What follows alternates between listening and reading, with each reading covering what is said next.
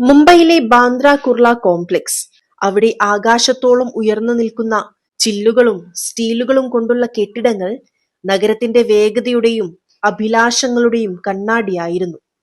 ആ കെട്ടിടങ്ങൾക്കിടയിൽ തലയുയർത്തി നിന്നിരുന്നു ശർമ്മ ടവേഴ്സ്.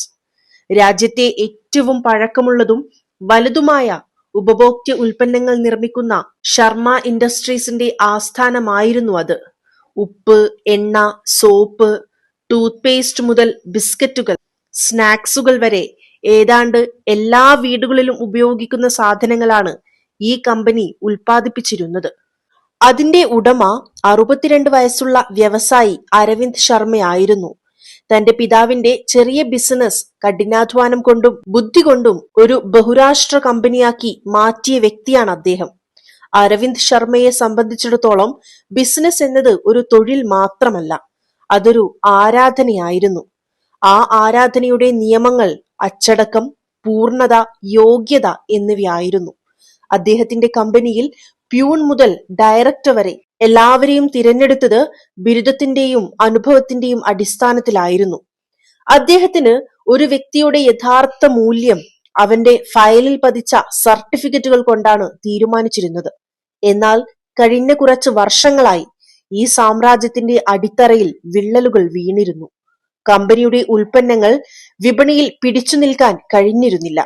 ലാഭം കുറഞ്ഞുകൊണ്ടിരുന്നു. ജീവനക്കാർക്ക് അവരുടെ പഴയ ഉന്മേഷം നഷ്ടപ്പെട്ടിരുന്നു. ബോർഡ്റൂം മീറ്റിംഗുകളിൽ വില കൂടിയ സ്യൂട്ടുകൾ ധരിച്ച മാനേജർമാർ ലാപ്ടോപ്പിൽ പ്രസന്റേഷനുകൾ ഉണ്ടാക്കി ബുദ്ധിമുട്ടുള്ള ഇംഗ്ലീഷിൽ സംസാരിക്കുകയും പ്രശ്നങ്ങൾക്ക് ഉപരിവിപ്ലവമായ പരിഹാരങ്ങൾ നൽകി പോകുകയും ചെയ്യുമായിരുന്നു. എന്നാൽ ഫാക്ടറിയുടെയും വിപണിയുടെയും യാഥാർത്ഥ്യം ആർക്കും അറിയില്ലായിരുന്നു. ഇതെല്ലാം കണ്ട് അരവിന്ദ് ശർമ്മ ക്ഷീണിച്ചിരുന്നു. തന്റെ കമ്പനിയിൽ താനും പിതാവും ചേർന്ന് ഒരിക്കൽ ജ്വലിപ്പിച്ച പഴയ ആവേശവും തീയും അദ്ദേഹത്തിന് കാണാൻ കഴിഞ്ഞിരുന്നില്ല.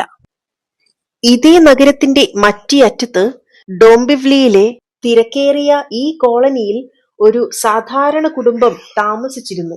ആ കുടുംബത്തിലെ 23 വയസ്സുകാരിയായ മകളായിരുന്നു അനയ. അവളുടെ പേരിനു മുന്നിൽ 10ാം ക്ലാസ് തോറ്റവൾ എന്ന മുദ്ര പതിഞ്ഞിരുന്നു. അനയ പഠനത്തിൽ ഒരിക്കലും മികച്ചവളായിരുന്നില്ല.